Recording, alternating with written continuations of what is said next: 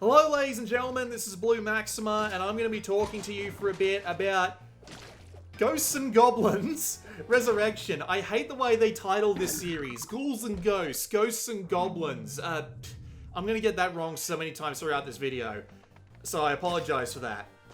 What I'm not exactly going to apologize for is the gameplay, which admittedly is kind of shit, but it's also an example of what you're going to be going through if you're playing through Ghosts and Goblins Resurrection yourself. So in the same way, I don't apologize because that's what the game is going to be like. So the drill is, it's a remake of the original Ghouls and Ghosts, Ghosts and Goblins. You get the idea. Look at the video title. I'll get it right in the video title, I promise. It's a remake of the original, which they've already done on PSP, by the way. So this is the second remake. And it's basically the same game, but they've added a few things to it. I'm not going to claim to know whether or not they've added new enemies, new levels, things along those lines, because I haven't played the original games in any depth whatsoever. So I'm just going off by ear here. But there are a few things they've added that I really don't like, and they've also got some difficulty issues, which I really, really don't like. Now, I'm not going to say the base gameplay isn't something that could work given better design. Running around, throwing weapons at people, just beating the crap out of all of them with all sorts of things, but there are just so many things it does wrong. Now, I'm not a huge, poo-pooer on hardcore platformers. I love me some Castlevania, but Ghouls and Ghosts just does a bunch of things which I absolutely despise, and I'd like to take the next 30 minutes, or possibly less, depending on how long I commentate for, to tell you about them all. The first thing is that the game's got a difficulty system. On its own, this isn't a bad thing, but for some reason, you pick the difficulty when you start the save file, but you can't change the difficulty once you're in the game. Unless you die a bunch of times and it lets you put the difficulty down. But in that case, why don't you let me put the difficulty up? Why don't you let me just change the difficulty on the fly so that I can decide what's hard enough for me instead of having to make like 3 or 4 save games to figure out what difficulty works the best for me. There are 4 difficulties, and what it changes is how much damage you take and how many checkpoints there are, because this is a very difficult game. The platforming challenges are intense and sometimes unfair. The enemy placements are intense and sometimes unfair. And as a result, you find yourself needing to restart the levels over and over again. The highest difficulty has no checkpoints in the level whatsoever. Consider how many times I die in this level before you think whether or not that's a good thing. And it also means that you take 1 hit and you lose all your armor, then the second hit kills you. The higher up the difficulty chain you go, the more hits you get, the more monsters you get. I'll also point that out too. The less monsters you get, I should say, and the more checkpoints you get. Thankfully, the loading times are pretty quick, so it's very easy to just get back into where you died, but we'll get to that. So, there is another thing that they've added new to this remake, and that is magic spells. And these magic spells are a real pain in the dick, because there are the active ones and then there's the passive ones. The active ones are ones that you use in-game by holding down the attack button, and these can be anything from turn every minor monster on the screen into a less threatening monster, spawn flames to the left and right of you, heal yourself and your armor up, and this can actually take you up to gold armor, which is faster fire rate, and you can take an extra hit on top of the hits you're already capable of taking. However, you have to find these new fairies throughout the level, and these fairies will pop up when you do things in the level, whether it be hit objects, go through certain points, do things like that. And you have to collect them and then get out of the level. And all the good stuff not only costs a lot of fairies, but it's all the way up this bloody tree of spells that you have to unlock. And some of the spells are really frustrating to not have, because it fixes some of the problems the game has in terms of its game mechanics. Spells take a really long time to cast, unless you've got the spell that makes them cast faster, which means that half the time you won't find the time to cast them because you'll be constantly throwing out weapons at enemies that are approaching you from all different directions. The fact that you don't get as many hits as you really should, at least in some cases in this game, you can just heal yourself. But the one that pisses me off the most is the one that lets you carry around multiple weapons at a time. Because, my god, this game can fuck you over if you've got the wrong weapon in the wrong situation.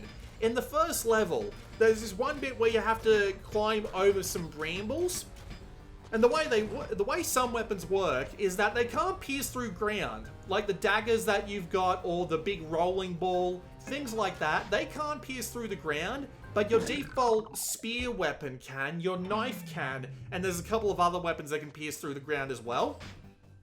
So you might end up in this area with the rolling ball, and there's a monster that is coming out of the wall but going under these brambles that you have to defeat, and as a result, you can't defeat it. And then you die, and you get thrown back to the checkpoint, and you've got the same weapon that caused the problem in the first place. Yes, you do actually keep your weapons if you go back to a checkpoint.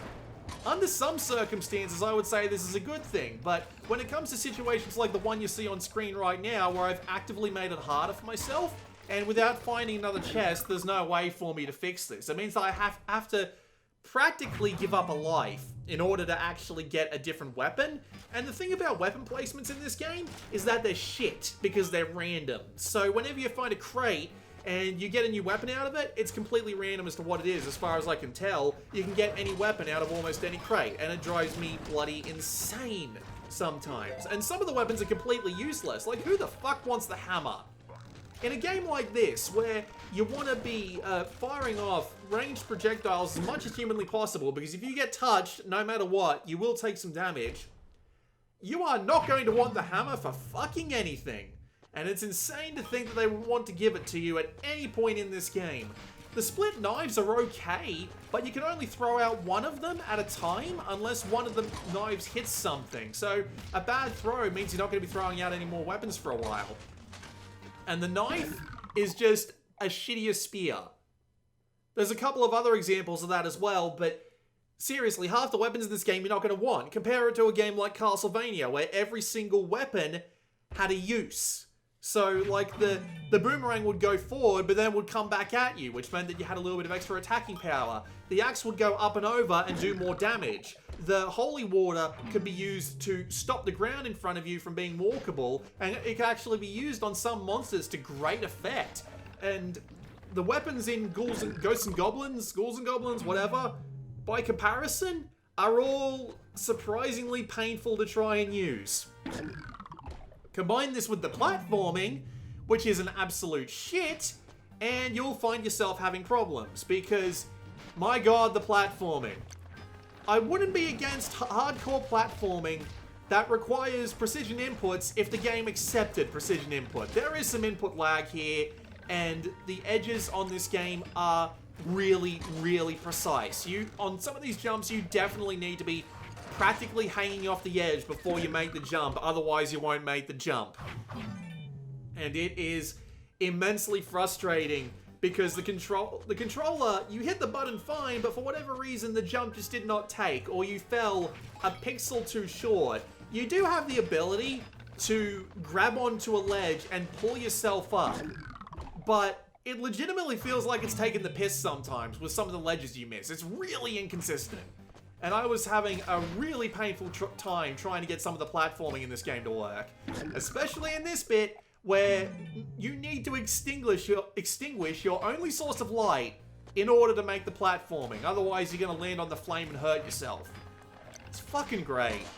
Especially when you're stuck with a weapon that forces you to hit that goddamn torch that spawns that bigger demon. At some point, I just gave up all hope and just started blasting through. Then you've got the bosses. And my god, the bosses. Sometimes they're simple enough. Sometimes they're a pain in the ass. But the game can't even get its head on straight related to that. I was having some trouble with the first boss, and like, that's okay. It's a boss. That's kind of what you're expected to do. But man, some of these bosses. So there's this one boss on the first stage. I think it's on the first alternate stage. You get like 2 stages to pick from, then you get 2 more stages, but you gotta do the same branch that was on, higher or lower, and then it just solidifies into one branch. But man, these bosses. So there's this one boss in the stage 1 alternate stage that would throw its head away and then walk along with its stomach in order to pose a secondary threat.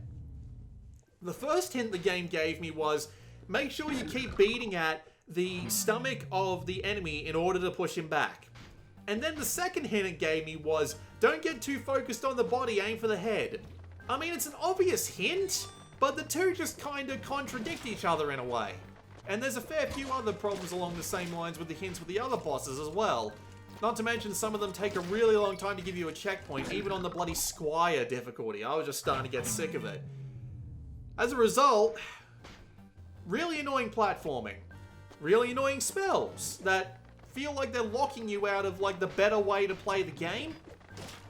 Some really annoying enemies, because this is definitely one of those games where you get stun locked and thrown away. But there are definitely a fair amount of enemies in this game that will come out of nowhere and then will be able to attack you before you're able to realistically respond.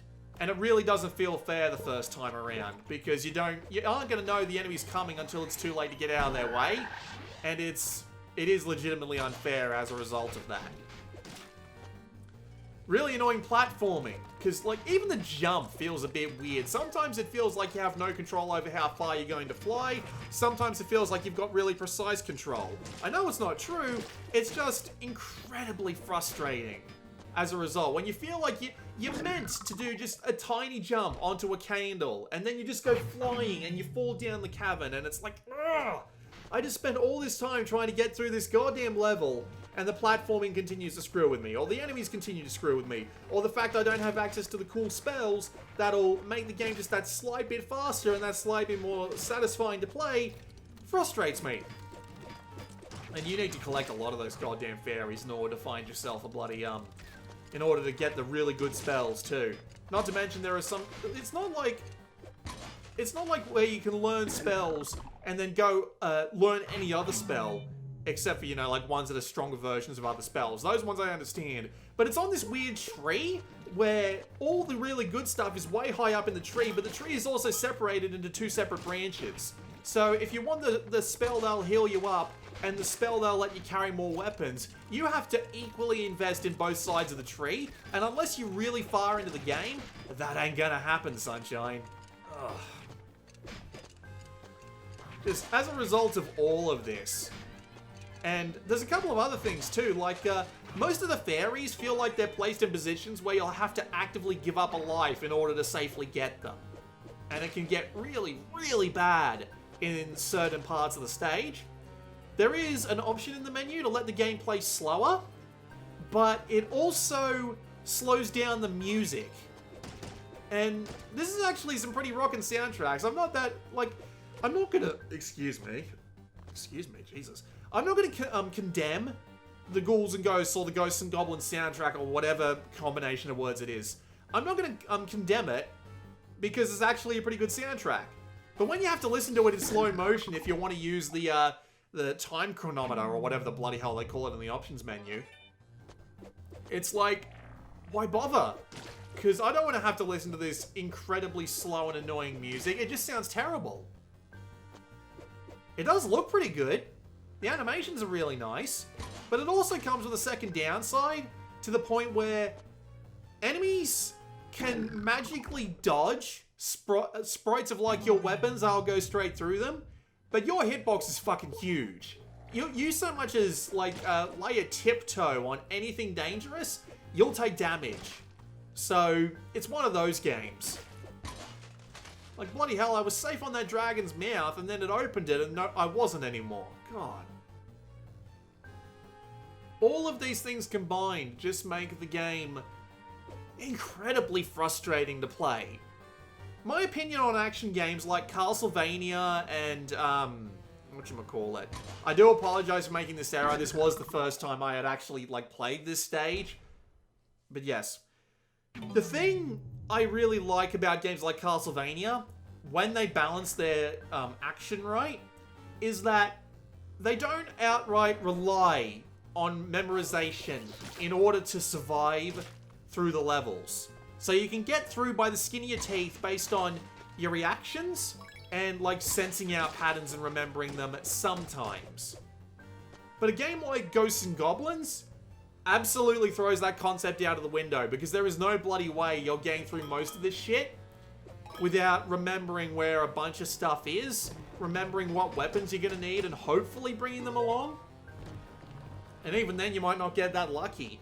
There are a fair few chests sitting around the world, but some of them just drop these useless power-ups. Like, you can't even get your armor repaired and get your health refilled unless all your armor is gone and you're one hit from death. I can understand that on the higher difficulties where you only take one hit to your armor anyway, but in the Squire mode, it doesn't make any bloody sense to me. It drops these useless pickups all the time that don't even give you points. You just collect them and it just goes ding and nothing happens. And it's so bizarre. Oh yeah, another thing I forgot to mention. You can't shoot bullets, spears, you can't shoot anything off screen and hit an enemy that's like 20 pixels off screen. But they can absolutely hit you. Because fuck you, I guess. I'm sorry. I've had nothing but frustration playing through Ghosts and Goblins Resurrection. I can't even imagine how unbelievably frustrating round 2 is. Because I absolutely guarantee there's going to be a playthrough 2 mode where they make the run through even harder because that's a Ghosts and Goblins tradition. But yeah, honestly, can't stand it. Feel like I wasted my money. But it really does look good, but there's this one thing about it. There's this one thing where it's got guillotine blades that come down and like hurt you if you touch them, right? Fair enough.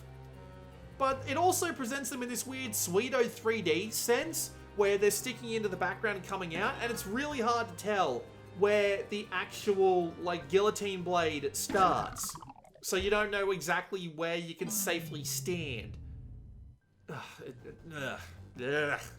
All of the sounds that you can imagine is basically me picturing myself trying to play through this game again.